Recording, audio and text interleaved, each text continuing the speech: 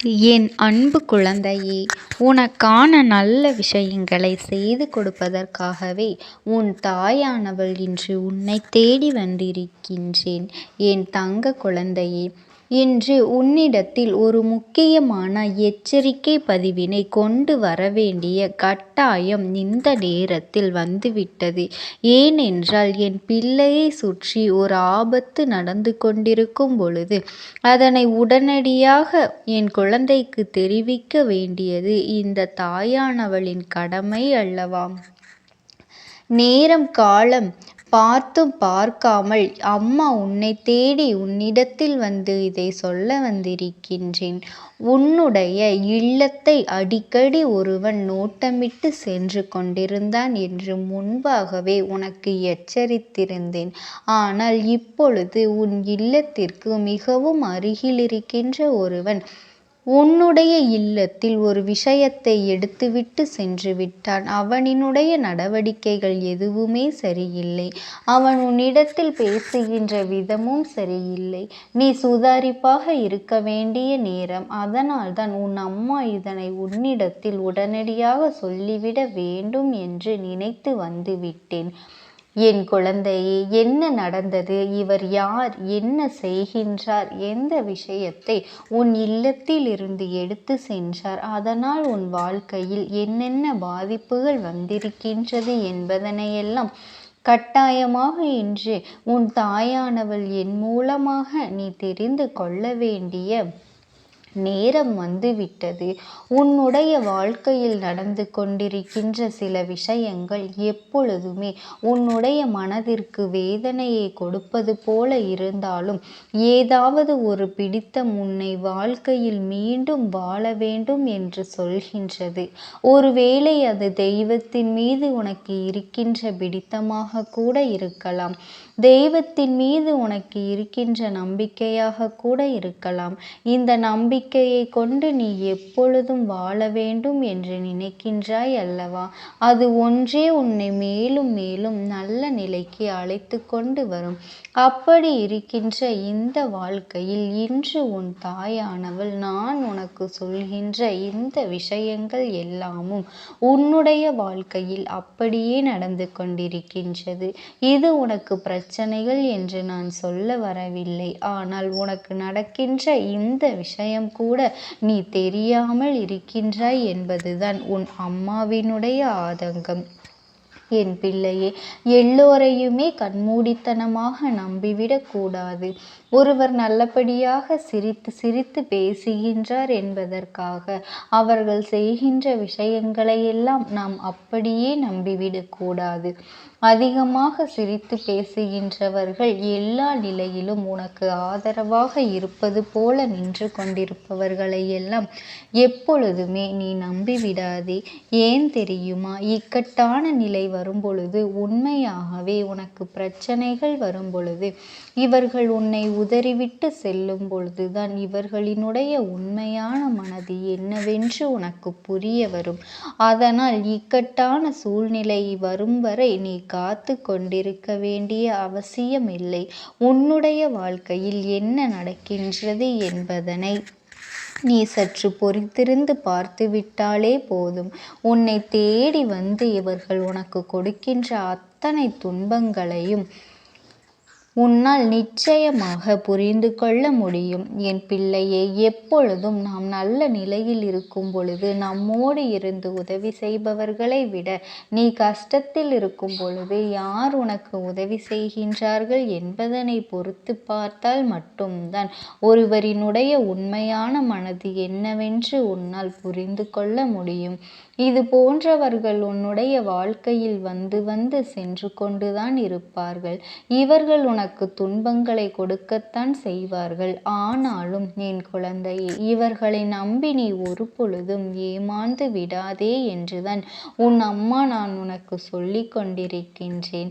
என் குழந்தையே, உன் அம்மா உன் முன்னால் நிற்கின்ற நேரத்தில் உன் மனதிற்குள் தைரியம் பிறந்துவிட்டது அல்லவா?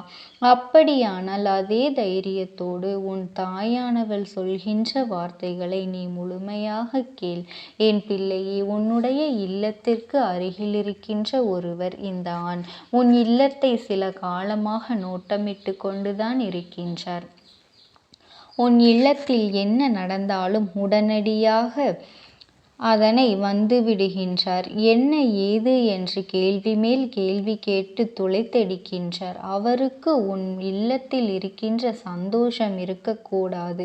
உன் இல்லத்தில் கண்ணீர் மட்டும்தான் இங்கு நிரந்தரமாக இருக்க வேண்டும் என்பது எண்ணம்.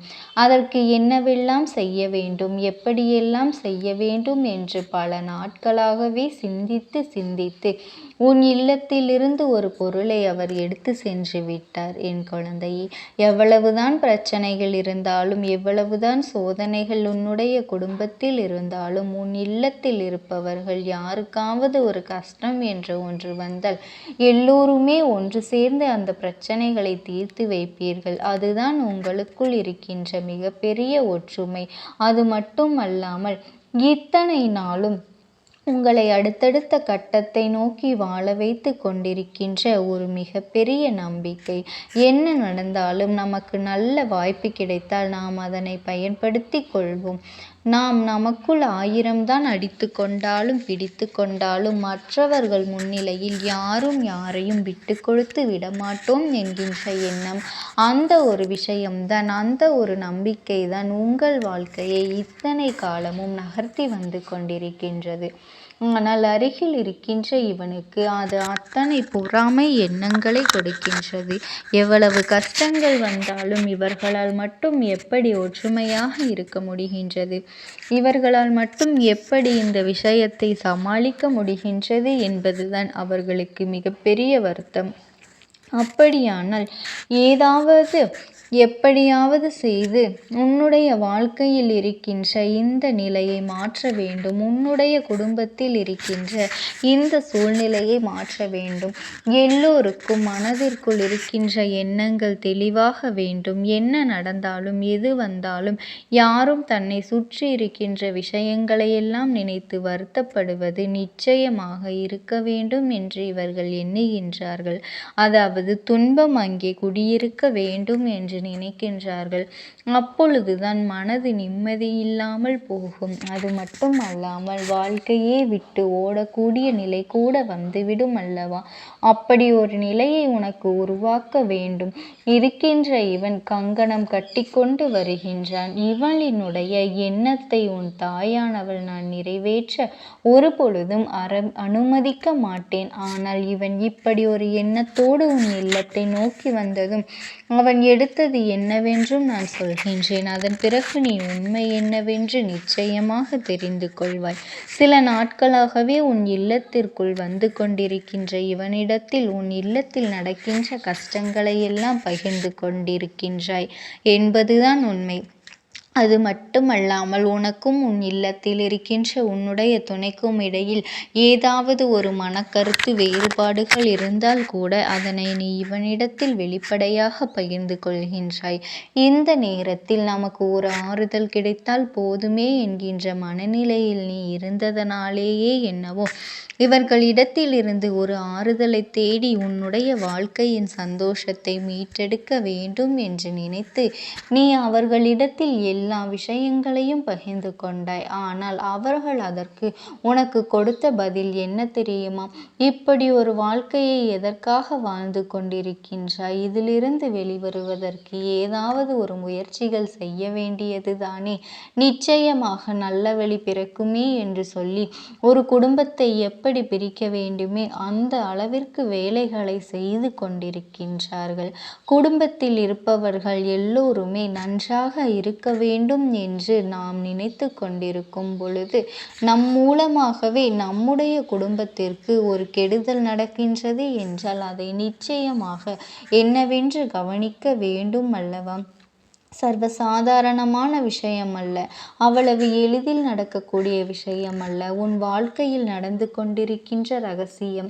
என் பிள்ளையே, உன் துணையிடத்திலும் சரி, உன் குடும்பத்தில் இருக்கின்றவர்கள் யாரை பற்றி என்ன பேசினாலும் சரி, அதை அவர்களிடத்தில் அப்படியே நீ சொல்லி கொண்டிருக்கின்றார்கள்.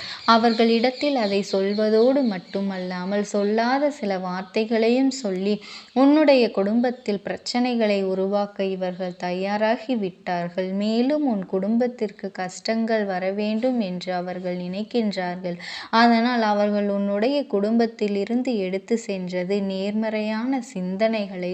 அதாவது என் குழந்தையே, பிரச்சனைகள் என்னவானாலும் மீண்டும் சேர்ந்து கொள்ளக்கூடிய ஒரு வலிமை உன் குடும்பத்திற்கு இருந்தது. ஒருவருக்கொருவர் பிரச்சனை என்ற ஒன்று வரும்பொழுது ஒருவருக்கொருவர் அதனை விட்டு கொடுத்து அவர்களுக்கு உதவிக்கரம் நீட்டியது எல்லாம் இனி நடக்கக்கூடாது என்பதற்காக இந்த ஒரு விஷயத்தை, இந்த ஒரு நேர்மறையான எண்ணத்தை உன் குடும்பத்திலிருந்து அவர்கள் எடுத்து சென்று விட்டார்கள்.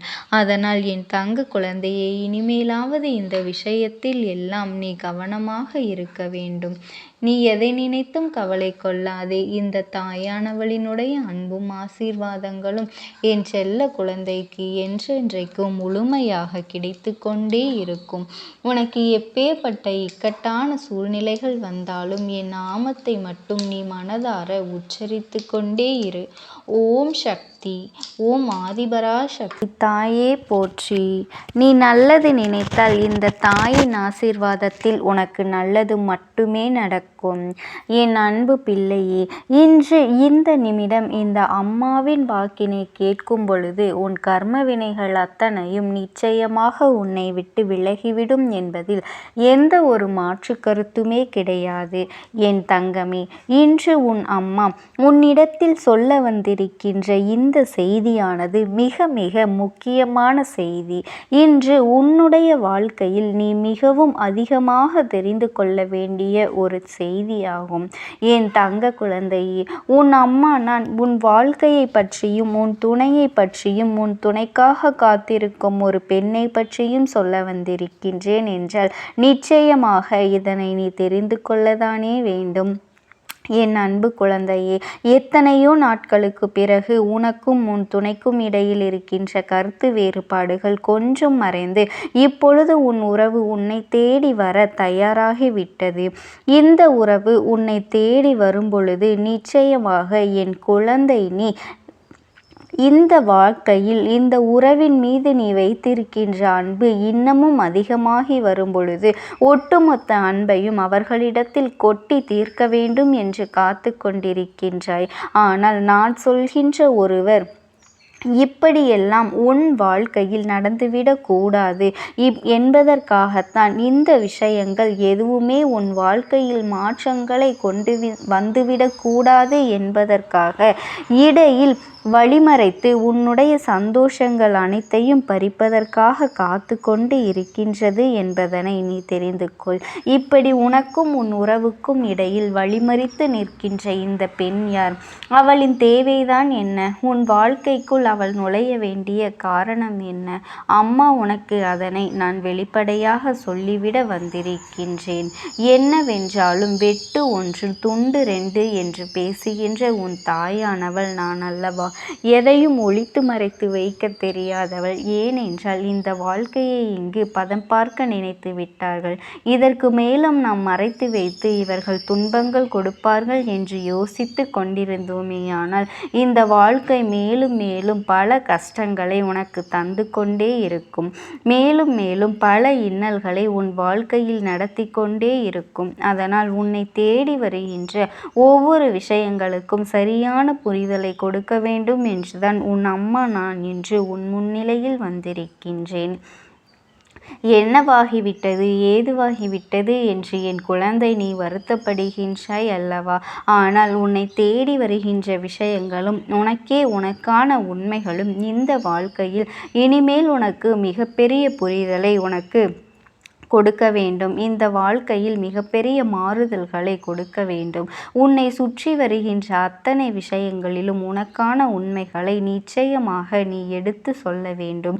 இதையெல்லாம் இந்த அம்மா உனக்கு எடுத்து சொல்ல வந்திருக்கும் பொழுது என்னையே உன்னிடத்தில் பேச விடாமல் தீய சக்திகள் தடுத்து நிறுத்தத்தான் முயற்சி செய்கின்றது. எங்கே உனக்கு இந்த அம்மா நல்ல விஷயத்தை சொல்லி உன்னை நல்வழிப்படுத்தி விடுவாளோ? வாழ்க்கையில் தீமைகள் எல்லாம் சேர்ந்து நடத்துகின்ற விஷயங்கள் உன் கண் முன்னால் கொண்டு வந்து நிறுத்திவிடுவாளோ என்று சொல்லி இங்கே தீமையின் ஆட்டம் அதிகரிக்க தொடங்கியிருக்கின்றது. எந்த தீமை எத்தனை ஆட்டத்தை ஆடினாலும் இந்த அம்மாவின் முன்னால் அதுவெல்லாம் எடுபடுமா? இந்த அம்மா அதற்கெல்லாம் வாய்ப்புகளை கொடுத்து விடுவேனா? நிச்சயமாக நான் ஒரு பொழுதும் கொடுத்துவிட மாட்டேன் என் தங்க குழந்தையே. அப்படி இருக்கும் பொழுது இந்த வாழ்க்கையில் இப்பொழுது உன்னை சுற்றி நடப்பது எல்லாம் என்னவென்று தெரிந்து கொள்ள வேண்டிய நேரம் உனக்கு வந்துவிட்டது. உன்னை தேடி வந்த இந்த அம்மா இந்த வாழ்க்கையில் உனக்கு நடத்த நினைப்பது எல்லாம் என்னவென்றும் நீ சரியான புரிதலை கொண்டு வந்தும் நிறுத்தும் பட்சத்தில் உனக்கான பல உண்மைகளை நான் தந்துவிட நினைக்கின்றேன். எவ்வளவு துன்பங்களை கொடுத்திருந்தாலும் உன் வாழ்க்கைக்கும் உனக்கும் ஏகப்பட்ட கஷ்டங்களை இவர்கள் கொடுத்திருந்தாலும் இந்த அம்மா நான் இருக்கும் பொழுது இதுவெல்லாம் சாத்தியமல்ல என்பதனை நீ தெரிந்து கொள்ள வேண்டும். ஏன் இப்படி நினைக்கின்றார்கள்? இந்த பெண் எதற்காக உன் வாழ்க்கைக்கு குறுக்கே நிற்கின்றாள் என்று பார்க்கும் பொழுது ஒரு விஷயத்தை நான் புரிந்து கொண்டேன். இது பொறாமை எண்ணத்தை கொண்ட பெண். இந்த பெண்ணானவள் ஒன்று உன் வாழ்க்கை துணையின் தாயாக இருக்கலாம், அல்லது உன் வாழ்க்கை துணையின் உடன் பிறந்த உறவாக இருக்கலாம். என் செல்ல குழந்தையை, யாருடைய நடவடிக்கைகள் அம்மா சொல்வது போல இருக்கின்றதோ அவர்கள் தான் இதை செய்திருக்கின்றார்கள் என்பதனை முதலில் நீ புரிந்து கொள்ள வேண்டும்.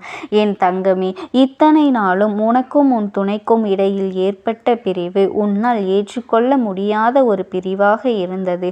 நீ நினைத்து நினைத்து பார்த்து மிகுந்த வேதனைப்பட்டு கொண்டிருந்தாய். மிகுந்த துன்பங்களை நீ அனுபவித்து கொண்டிருந்தாய்.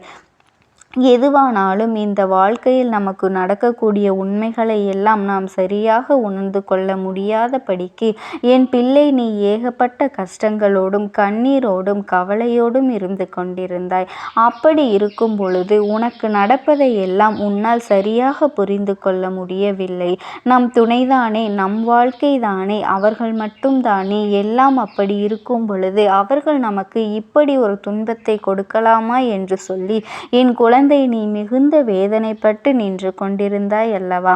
உன்னை தேடி வரும் பொழுது நான் உன் முன்னால் ஒரு விஷயத்தை நடத்தும் பொழுதும் இதையெல்லாம் நாம் என்னவென்று தெரிந்து கொள்ள வேண்டும். என் தங்க குழந்தையே, இந்த அம்மா வாழ்க்கையில் உனக்கு என்ன நடத்துகின்றாள் என்பதனை நிச்சயமாக நீ உணர்ந்து கொள்ள வேண்டும். உன்னை தேடி வந்தும் நான் உனக்கு கொடுக்கும் பொழுது இதையெல்லாம் நீ சரியான புரிதலிலும் சரியான தெரிவோடும் அறிந்து கொள்ளும் பொழுதுதான் இந்த பெண்களினுடைய சூழ்ச்சிகளானது உனக்கு காரணம் தெரியும். உனக்கும் உன் துணைக்கும் இடையில் அந்யோன்யம் அதிகமாகத்தான் இருக்கின்றது. இருவருக்கும் இடையில் எத்தனை பிரச்சனைகள் வந்தாலும் அதை தீர்த்துவிடக்கூடிய நிலையில்தான் நீ இருந்து கொண்டிருக்கின்றாய். ஆனாலும் என்ன செய்ய முடியும்? இது போன்ற பெண்கள் உள்ளே நுழைந்து அங்கே கலகத்தை மூட்டும் பொழுது எந்த பக்கம் சாய்வது என்று தெரியாமல், யார் பேச்சினை கேட்பது என்று புரியாமல் ஐயோ என்று விலகி சென்றவர்கள்தான் உன் துணை. இப்படி ஒரு வாழ்க்கையை வேண்டாம் என்று நினைக்கின்ற அளவிற்கு இவர்களின் ஆட்டம் அதிகரித்து விட்டது. என் குழந்தையை, பொதுவாகவே நாம் சந்தோஷமாக இருக்கின்றோமா இல்லையா?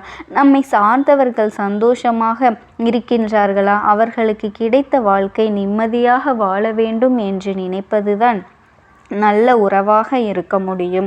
ஆனால் அதையெல்லாம் தாண்டி இவர்களுக்கு நல்லது நடக்கக்கூடாது என்று நினைக்கின்றார்கள். உன் துணையோடு நீ சந்தோஷமாக இருக்கக்கூடாது என்று நினைக்கின்றார்கள் என்றால் இவர்கள்